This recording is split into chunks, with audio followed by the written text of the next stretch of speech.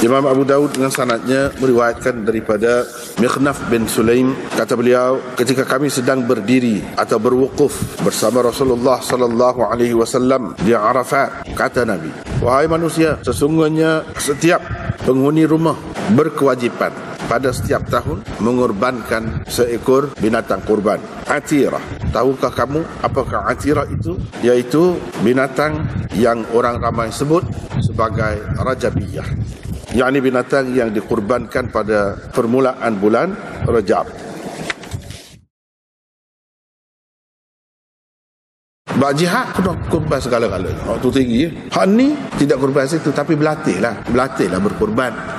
Dalam perang kepada dia, tengok darah mengalir. Kadang-kadang perang orang sembelih, tekok. Macam-macam kena buat nyai, belah perut belakang. Sebab kita buat kelembu, biar boleh tengok tu. Jangan tengok hak tu tepik lagi. Takut. Kena boleh tengok. Kita pun kalau siapa masa, kena buat gitulah dalam perang. Kalau nak kira bunuh orang ni dosa sangat besar. Tapi kalau dalam berjihad, boleh pahala tak besar. Tak boleh teragak-agak. Siapa masa bunuh-bunuh, itu maknanya. Itu yang nak ajar kita tu, tengok macam mana darah tersembuh. Itu nak ajar umat ni supaya jadi umat mujahidin, umat yang berjihad. Siapa masa, dia sanggup. Gitu. Dalam keadaan biasanya, Islam itu makna selamat. Iman itu maknanya aman, damai. Kita tidak nak perang, nak bunuh orang, tak ada. Tapi kalau siapa masa, bila perlu, maka itu kita sanggup lakukan. Itu maksud dia. Hikmah di sebalik kurban.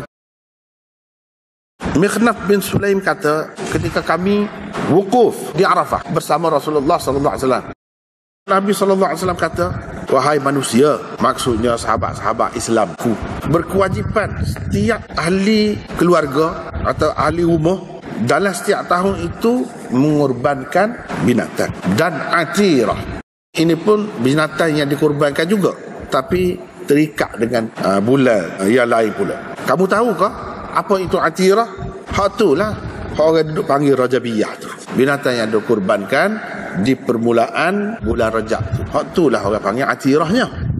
Nabi kata, maknanya setiap ahli keluarga kena kurbankan binatang udhiyah, kurban pada hari raya haji itulah, hari raya kurban. Dan atirah. Kalau kita tengok kepada hadis ni, nampak macam wajib. Sebab setiap keluarga berkewajipan mengorbankan binatang. Hadis-hadis seumpama inilah yang dipegang oleh Imam Abu Hanifah, sehingga dia berkata kurbankan binatang itu wajib, bukan sunat-sunat. Dosa kalau tak buat, kalau orang mampu lah. Cumanya orang lain yang kata tidak wajib tu lagu mana? Hadis ni ada. Tidak semestinya satu hadis tu nampak macam wajib tu kita kata wajib selalu. Kena tengok pula. Di sini betulkah dengan makna wajib? Jumhur ulama tak sepakat hal ni sebab hadis ni tak. Kita nak kata wajib ke, itu hukum. Nak kata sunat ke, itu berkait dengan hukum. Bila hukum, hadis dhaif tak boleh. Tak gerak, nak pikul hukum. Bishr bin Mufaddal daripada Abdullah bin Aun daripada Amir Abi Ramlah. Cuba tengok situ. Dalam Al-Mizan, Amir Abu Ramlah Syekh. Tidak diketahui lah. Hak betulnya, sanad ni dhaif. Pasal apa? Dia kata dhaif. Sebab Amir Abi Ramlah ni majhul. Bila majhul, jadi dhaif.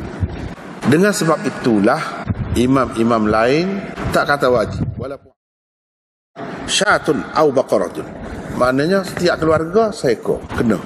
Jadi kena tu berkewajipan tu seekor. Tidak setiap orang dalam rumah tu seekor, tak. Kalau seorang seekor kurban dalam rumah tu sudah memadai lah. Sudah memadai. Setiap tahun udhiyah wa atirah.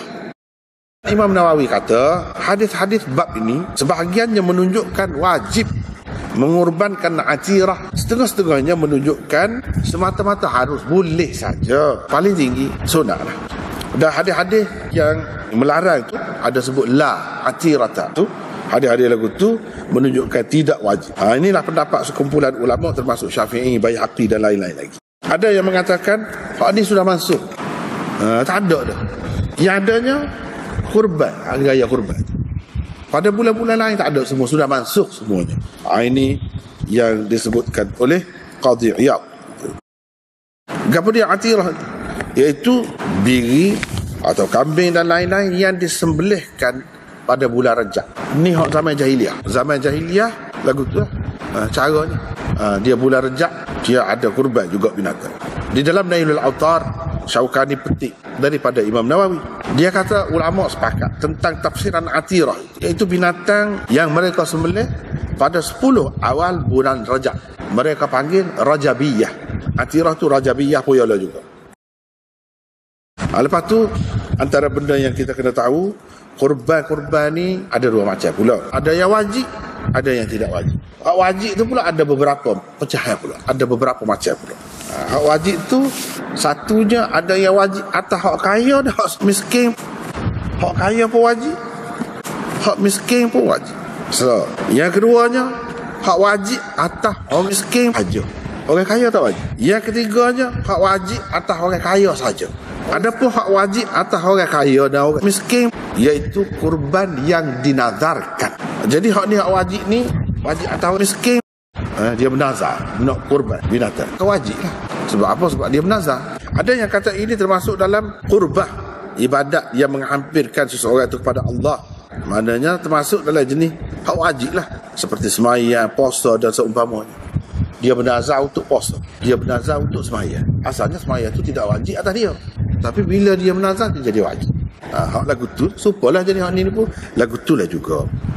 Lepas tu hak nombor 2, hak wajib atas orang miskin. Orang kaya tak wajib, iaitu orang yang beli binatang kurban bila pembeli dia hak miskin tadi niat beli tu binatang tu untuk buat kurban. Memang dia beli tu dengan niat nak kurban. Itu wajib atas orang miskin saja. Orang kaya tak. Orang kaya tak. Dengan semata-mata beli tu tidak wajib atas dia, kecuali kalau dia bernazar. Tapi semata-mata beli tu tidak. Kalau hak kaya dia beli dengan niat nak kurban, lepas pada tu dia tak kurban hak tu, dia kurban hak lain, boleh je. Tapi kalau orang miskin, tak. Hak tu kena tu, hak dia beli. Yang ketiganya hak wajib atas orang kaya saja. Inilah mazhab Abi Hanifah, Zufar dan Hasan bin Ziyad. Tapi kalau pendapat Syafi'i, Abu Yusuf ke apa, tidak wajib. Ya Imam Abu Hanifah kata wajib. Wajib lagu mana? Kalau orang tu kaya ni setahun mana? Dia ada tu untuk makan setahun dia boleh. Makan setahun boleh cukup. Lepas tu orang Hanafi pula, dia kata wajib tu ke mana? Dia pegang dengan ni, fasalli li rabbika wanhar. Dalam tafsir itu maksudnya selepas daripada sembahyang raya kamu kurban binatang selepasnya. Itu maksudnya. Perintah ni, perintah Tuhan ni pada dasarnya ia memberi makna wajib. Jadi kita wajiblah beramal dengannya. Ya, seterusnya Sayyidina Abu Bakar dan Sayyidina Umar pernah tidak berkurban selama setahun 2 pernah tak kurban, menunjukkan tidak wajib. Kalau wajib dia tak tinggal. Kalau wajib, ini pegangan jumhur ulama yang mengatakan tidak wajib kurban itu.